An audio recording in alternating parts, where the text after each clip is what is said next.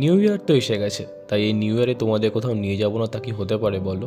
তাই এবছর আমি চলে গেছিলাম কেরালার ব্যাকওয়াটারে, যেখানে তোমরা দেখতে পাবে পরিযায়ী পাখি, মাংসশিষ্ট হ্রদ এবং আরব সাগরের একটি মিলনস্থল। তাহলে চলো আজকের ভিডিওটা শুরু করা যাক। কন্যাকুমারীতে প্রথম দিন স্টে করার পর আমরা চলে গিয়েছিলাম কেরালার উদ্দেশ্যে। কন্যাকুমারী থেকে কেরালার দূরত্ব কম বেশি 70 কিলোমিটার। আমাদের কন্যাকুমারী থেকে কেরালা যেতে সময় লেগেছিল ওই 2 থেকে 2.5 ঘন্টা। এখন আপনাদের সামনে আমি যে বোটগুলো দেখাচ্ছি সেগুলো হচ্ছে দুজনের জন্য ভাড়া 2,500 টাকা, এবং এর পাশে যে বোটগুলো আমি দেখাচ্ছি এগুলো হচ্ছে শিকারা, এগুলোকে শিকারা বলা হয়। এগুলোর ভাড়া পড়বে দুজনের জন্য 5,000 টাকা। বোটে ওঠার পর আমরা প্রথমেই পাখিদের মধ্যে দেখে নিয়েছিলাম মাইগ্রেটরি ক্রেন। এটি একটি বক পাখিরই প্রজাতি। আপনারা যে রেস্টুরেন্টটি দেখতে পাচ্ছেন এটি হচ্ছে হোমস্টে রেস্টুরেন্ট। সন্ধ্যে 7টা থেকে রাত্রি 10টা পর্যন্ত এই হোমস্টেটি ওপেন থাকে।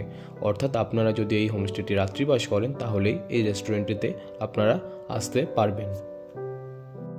এরপর আমাদের এক ধরনের আম দেখানো হয়েছিল, যেই আম খেলে মাত্র 20 মিনিটের মধ্যে একটি সুস্থ মানুষ মারা যেতে পারে। এই বিষাক্ত আম সারা ভারতবর্ষে শুধুমাত্র কেরালাতেই হয়ে থাকে।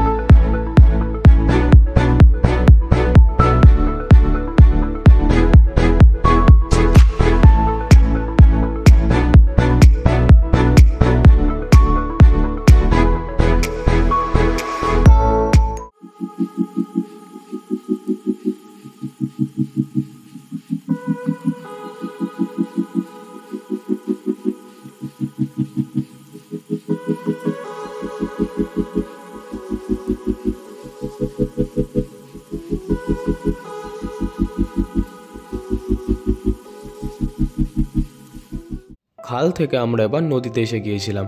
আমাদের ডান দিকে ছিল বাইপাস রোড, সামনে 63 কিলোমিটার পরে ছিল কন্যাকুমারী, এবং সামনের ব্রিজটির নাম হলো পাওরা ব্রিজ।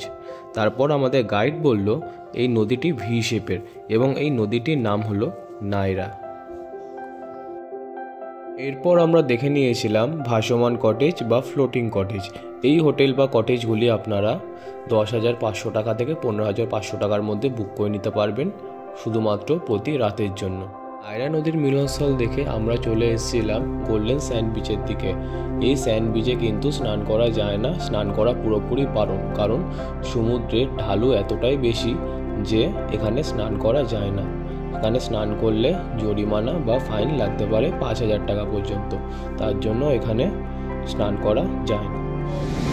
প্রাকৃতিক সৌন্দর্য কতটা সুন্দর, মনোরম দৃশ্য।